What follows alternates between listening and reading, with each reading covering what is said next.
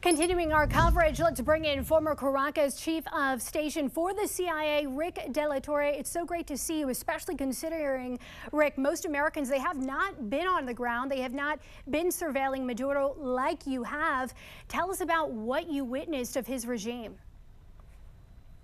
Well, my time at the helm was during a period of time where Maduro was firmly entrenched, was running his criminal network over a number of years.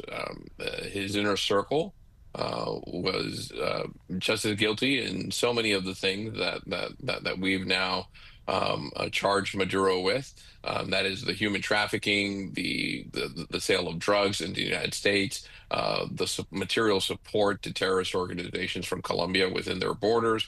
And then on the political front, his open door policy, red carpet treatment to our enemies, to include Hamas, Hezbollah, China, Russia, and in particular the Cuban intelligence apparatus that really terrorizes not just the Venezuelan people, but keeps them in place so that they could go ahead and take the oil that Venezuela produces and they could use it and profit off it.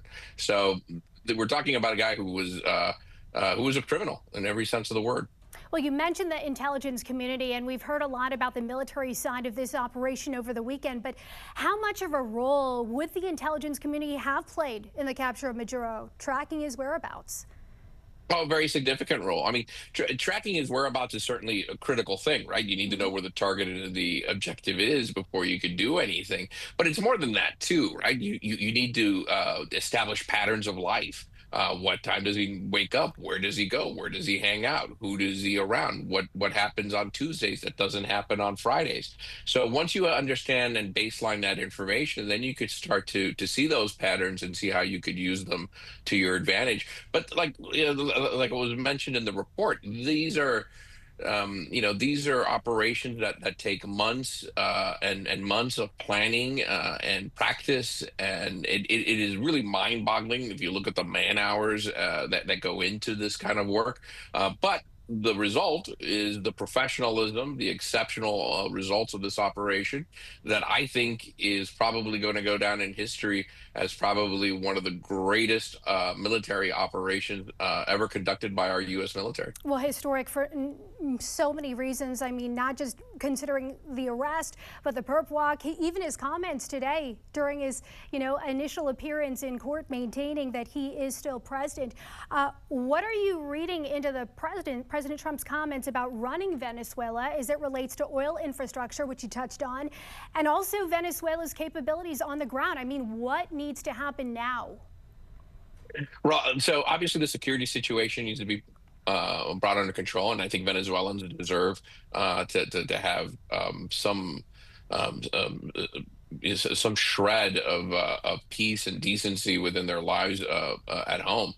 That's one of the reasons I think why this administration took the criticized by many approach of allowing Delcy Rodriguez, who is just as guilty, just as much of a criminal, to remain in power for the short term, right?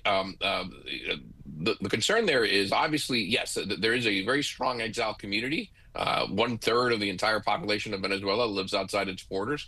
And if you look at the leaders of, the opposition leaders, all of them are currently in exile. So you need to run the country from day to day, and you need to do it right away. So you work with what you've got. And sadly, we've got to pinch our noses and work with Delcy Rodriguez for the time being. Only have about 20 seconds. How does Maduro's capture influence China, Russia, and Iran? How do you see that playing out in the short term? It's already starting to happen. They're realizing that the Western Hemisphere is basically off limits to them. They're starting to recalculate what they're going to do. I think the show of force also shows that we're serious and that they're going to have to go back to square one when it comes to their planning or considering of doing anything in Taiwan in particular. All the weapon systems that Maduro regime spent from China and Russia, they all failed. None of them worked. Implications on a worldwide stage, something that we are closely watching. Former Caracas chief of station for the CIA, Rick de la Torre, thank you for joining us tonight. Thanks for having me. The administration says it will help restore stability in Venezuela until a new government can take shape, and that could include sending in troops if security forces collapse or if the current interim president, Delcy Rodriguez, stops cooperating with the U.S. Joining us now to discuss is retired U.S. Air Force Brigadier General John Teichert and the former Assistant Deputy Undersecretary for the Air Force International Affairs. Good morning to you, sir. Welcome to the National News Desk. Dan, thanks for having me. I appreciate it. You've commanded overseas forces, leading international operations, and advised senior leaders. So how does removing Maduro strengthen foreign policy and restore deterrence that's been missing for years against these bold and aggressive cartel-backed regimes? Jan, I think it starts with realizing why this matters to the United States. And there are two primary reasons. Number one, Venezuela has been at the nexus of all of the problems in the Western Hemisphere for several decades. And number two, they have been a safe haven for America's enemies in our own backyard.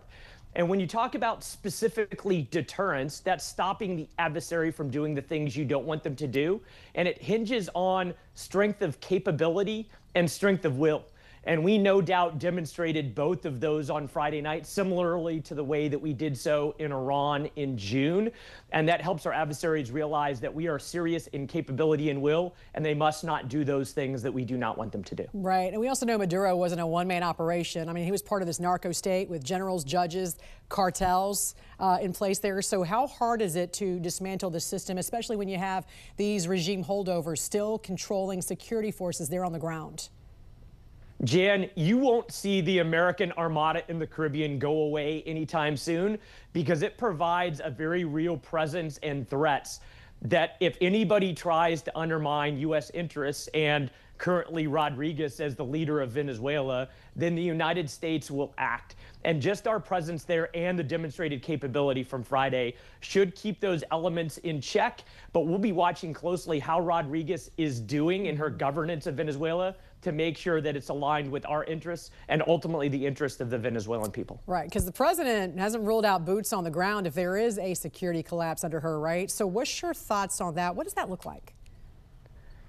It's not going to happen anytime soon. There are a couple of markers of things that would need to happen before we would actually do that. Number one, we would start to see Rodriguez backtrack from support from the United States or of U.S. interest. We're not going to likely see that. We want to keep an eye on making sure that there aren't loyalists to Maduro, like the Interior Minister or the Defense Minister, that try to replace her. And then the president has promised that there was a phase 2 of strikes that he didn't use on Friday night that would likely be used against large-scale activity in the defense industry in Venezuela that would act against U.S. interests. And that still remains on the shelf as an active plan. And we would implement that type of phase 2 strike before we would ever start thinking about boots on the ground. All right, that's actually very good information there. Now, some look at history and point to Panama or, Iraq as a model for perhaps what we should and should not repeat, although every situation and every country is still very different. How would you advise the president right now, and what lessons have we learned from past operations? Jan, one of the biggest ones is that you don't want to dismantle a functioning government. So now that Maduro is gone and Rodriguez is in power temporarily, you want to make sure that the government continues to function and you don't purge major elements of the government so that there is not a power vacuum in the country. And we're doing that well. But the other piece of it that we haven't talked about enough is quickly establishing the duly elected government in Venezuela.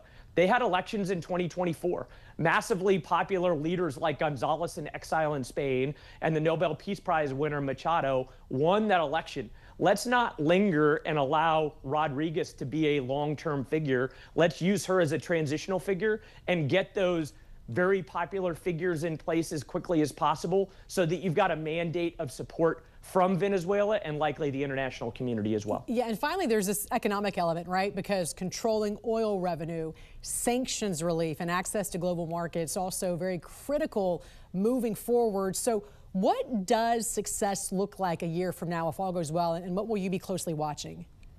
Jan, we need to make sure that there's this quick transition of governments from Rodriguez to the popularly elected government of González and Machado.